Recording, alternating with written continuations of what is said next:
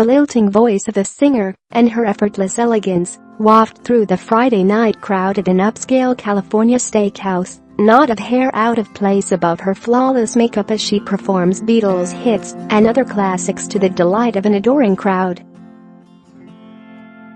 Ruth Allen takes the floor only once every 3 weeks here at Larson's, but she's been building up quite a loyal following in the bedroom community of Valencia, Santa Clarita, winning fans and followers with her graceful, charismatic and pitch-perfect delivery.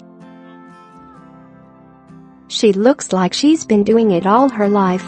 In reality, she has, and quite a long life it has been. Because Ruth, who has lived across the US and UK, is turning 90 years old next month, and she's about to top the bill at a charity show in her adopted suburban La hometown. She's already graced some of the most famous stages and clubs in the world, from the Astor Club and the Savoy in London to the Mars Club in Paris, along with more rugged, but no less impressive USO tours through the years. But now, at youthful 90, she'll be headlining near the enviable environs of Tinseltown itself. Music has everything to do with it, Ruth says of her remarkably age-defying countenance and energy. Music is the greatest therapy in the world. She adds, I'm not one of these people that does exercising. I'm lazy as all get out when it comes to that. But I still haven't put on weight or anything. I'm still fairly good looking when I put on an evening dress or something. I can still pass for 65 or 70. British-born Ruth, who's spent years performing under the staged name Ronnie Graham, has lived an incredible life on both sides of the ocean, traveling the world, raising a family and overcoming everything from war to loss in her 89 years.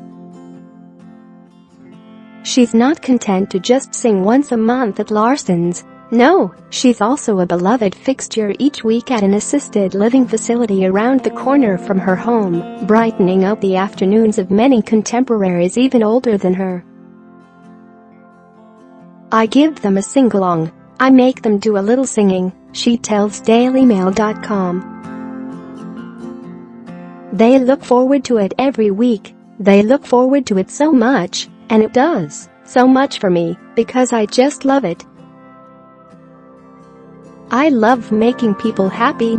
Music, she says, lifts your spirit, and these people that I sing to, they had long forgotten the songs, but as soon as I give them to them, they realize they know all the words. She adds, we really have a ball. I come out feeling so uplifted.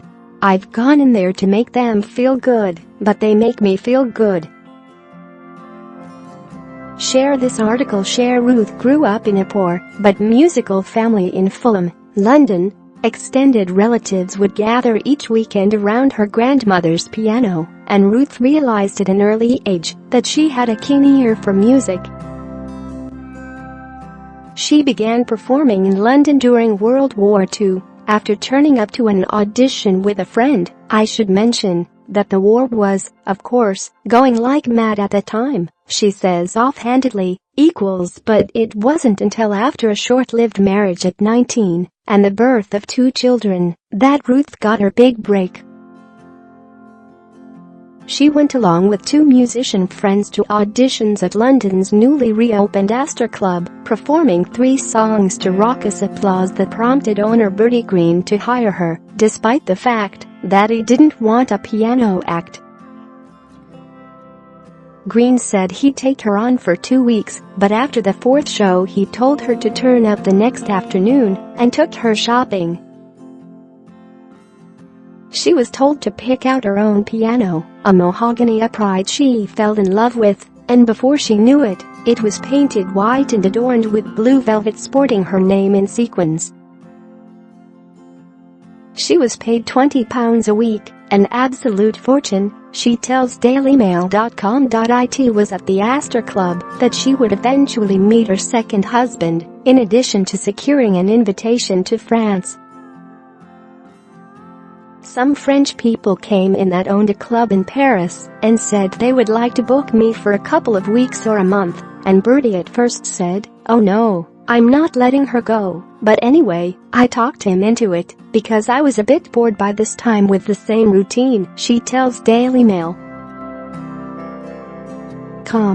And I went to Paris, and there, one night in my club, who should come in but Billie Holiday, and to be honest with you, at that time, I'd never even heard of her, she says, with a burst of her upbeat, tinkling laughter. She came in, and she played for us. We liked each other, and she said, "Come on out to dinner." 4 in the morning, we went to dinner. She adds, "It was a French restaurant, of course, and I know we sat around this table, and on every different dish that we got, we had a different glass of wine. Oh, it was hectic, it really was. But she was a lot of fun." She returned to England, however, and went on to marry her second husband, an American GI from Detroit named Bill. With him, she moved all over the states, from Florida to Cape Cod to Utah. They eventually divorced, however, and she moved back to London. Through it all, music was a constant. Ruth was always singing, humming, whistling, or even just listening to music. She was also writing lyrics in songs. Her brother is a talented pianist and would often write the music, while Ruth would pair it with words. In addition to recording 2 albums, she wrote her own 18-song musical, in fact, Ring Out the Bow Bells, and she's also written a memoir. One of her songs, You're Never Too Old, is particularly apt as she nears a sprightly 90. It's also the name of an upcoming charity show in celebration of her life and music. Ruth, who is now based in California, will be headlining the gig on January 13th at Canyon Theatre in Valencia, with support from performers including her brother, with proceeds going to Newell Community Theatre, which donates to nearly 100 different charities. "I never went looking for fame, really. I just enjoyed music, and I think it's kept me young," a delighted Ruth tells Daily Mail. God smiled on me in so many ways, and I'm so grateful. I really am. She says, "I'm not a religious person. I don't go to church, but I always said, my house is my church. And I do pray every night. I thank him for all he's given me, my health and my children." She also has a little advice on how to stay young, and the secret is not just music.